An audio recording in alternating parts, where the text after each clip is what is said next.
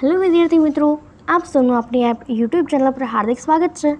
આજના આપણા વિડીયોમાં આપણે ધોરણ 6 વિષય ગણિત પાઠ 5 પાયાના આકારોની સમજૂતીના સ્વાધ્યાય 5.4ના તમામ પ્રશ્નોના ઉત્તરોની સમજૂતી મેળવીશું, તે પણ નવી બુક પ્રમાણે।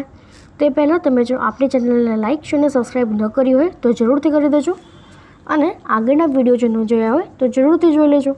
તો ચાલો સ્વાધ્યાય 5.4ની શરૂઆત કરીએ। तो अहीं स्वाध्याय 5.4 આપણો પહેલો પ્રશ્ન છે કે કાટખૂણા અને સરળ કોણનું માપ કેટલું હોય। તો આપણને ખબર છે કે કાટખૂણાનું માપ 90 અને સરળ કોણનું માપ જે છે, સરળ કોણ એટલે કે એક સીધી રેખામાં બે કાટખૂણાનો સરવાળા એટલે તે 180 થાય। એના પછીનો બીજો પ્રશ્ન છે કે નીચેના વિધાનો ખરા છે કે ખોટા તે કહો। તો પહેલું વિધાન છે કે લઘુકોણનું માપ એ 90 કરતાં નાનું છે। તો આ વિધાન ખરું છે, કારણ કે લઘુકોણ એટલે કે જે આપણી પાસે એક અડધું ચક્ર હોય એટલે કે અડધો ભાગ હોય તેનો 1/4 ભાગ અને તેના કરતાં ઓછું એટલે કે 90 કરતાં ઓછું હોય, માટે આ વિધાન ખરું છે।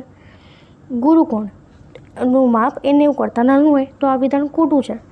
જો સરળ કોણ જે છે એ સરળ કોણમાં એટલે કે 180 કરતાં વધારે અને ઓછું અને 90 કરતાં વધારે હોય તો તેને આપણે ગુરુકોણ કહેવાય, પરંતુ અહીં 90 કરતાં નાનું કીધું છે માટે તે વિધાન ખોટું છે।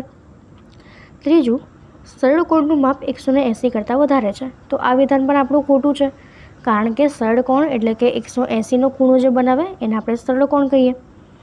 ચોથું, જો આખા પરિભ્રમણનું માપ એ 360 છે તો આ વિધાન આપણું ખરું થશે કે એક વર્તુળ છે, એ વર્તુળના આપણે જો 4 ભાગ કરીએ તેના કેન્દ્રમાંથી તો તેનો જે એક ખૂણો છે કાટખૂણો, 4 ખૂણા કાટખૂણા બનતા હોય તો તેનું કુલ માપ થશે 90 ગુણ્યા 4 એટલે તે થશે 360, માટે તેનું માપ આપણી પાસે થશે 360 એટલે આ વિધાન ખરું થશે। એના પછીનું એનો પાંચમો પ્રશ્ન છે કે જો માપખૂણો A બરાબર 50 અને માપખૂણો B બરાબર 35 હોય તો માપખૂણો A ગ્રેટર દેન માપખૂણો B થાય। આ વિધાન ખરું છે, કારણ કે એ માપખૂણો Aનું માપ 50 અને માપખૂણા Bનું માપ 35 તો માપખૂણા Aનું માપ એ વધારે છે, માટે આ વિધાન ખરું થશે। એના પછી કીધું છે કે નીચેના ખૂણાઓના માપ લખો। તો લઘુકોણ પૂછ્યું છે તો લઘુકોણના માપ આપણે કોઈ બી લખી શકીએ, 35, 15, 45, 46 કોઈ પણ, અને કાટખૂણો છે તો તેને આપણે લખી શકીએ કે 90। એના પછીનો આપણી પાસે ચોથો પ્રશ્ન છે કે કાટખૂણાની મદદથી નીચેના ખૂણા માપીને તેમના માપ લખો। તો તમે કાટખૂણા એટલે કે કોણ માપકની મદદથી નીચેના આ જે આપેલી આકૃતિ છે એના માપો અને તેને લખો। તો અહીં મેં કોણ માપકની મદદથી આ જે આપેલી આકૃતિ છે એના ખૂણાઓ માપ્યા। તો મને પહેલી આકૃતિનો ખૂણો 40, બીજી આકૃતિનો ખૂણો 130, જે ત્રીજી આકૃતિ છે એનો ખૂણો 90 અને ચોથીનો મને 60નો ખૂણો મળે છે। તમે પણ તમારી જાતે માપો અને તેના ઉત્તર લખો। એના પછીનો પાંચમો પ્રશ્ન છે કે કયો ખૂણો મોટો હશે, પહેલાં અનુમાન કરો અને પછી માપો। તો જો આપણે અનુમાન કરીએ તો જે બીજા નંબરનો ખૂણો છે તે મોટો હોય, કારણ કે તેનો ખૂણો આપણને મોટો દેખાય છે। તો જો આપણે કોણ માપકની મદદથી માપીએ તો માપખૂણો A 40 અને માપખૂણો B 65 મળે છે, માટે માપખૂણો B છે એ મોટો થશે। એ જ પ્રમાણે એનો છઠ્ઠો પ્રશ્ન છે કે આપેલા બે ખૂણા માટે કયા ખૂણાનું માપ વધુ હશે, અનુમાન કરો અને એનું માપન કરો।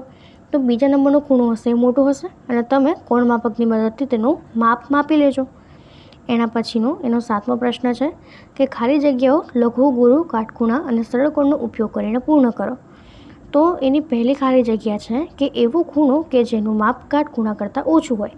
તો કાટખૂણા કરતાં ઓછું હોય એટલે કે 90 કરતાં ઓછું હોય તો એવો કોણ આપણી પાસે લઘુકોણ જ છે। બીજું, એવો ખૂણો કે જેનું માપ કાટખૂણા કરતાં વધારે હોય। તો કાટખૂણા કરતાં વધારે હોય તો એવો આપણે ગુરુકોણ લખી શકીએ, કારણ કે ગુરુકોણનું માપ 90 કરતાં વધારે એટલે કે કાટખૂણા કરતાં વધારે અને 180 કરતાં ઓછું હોય।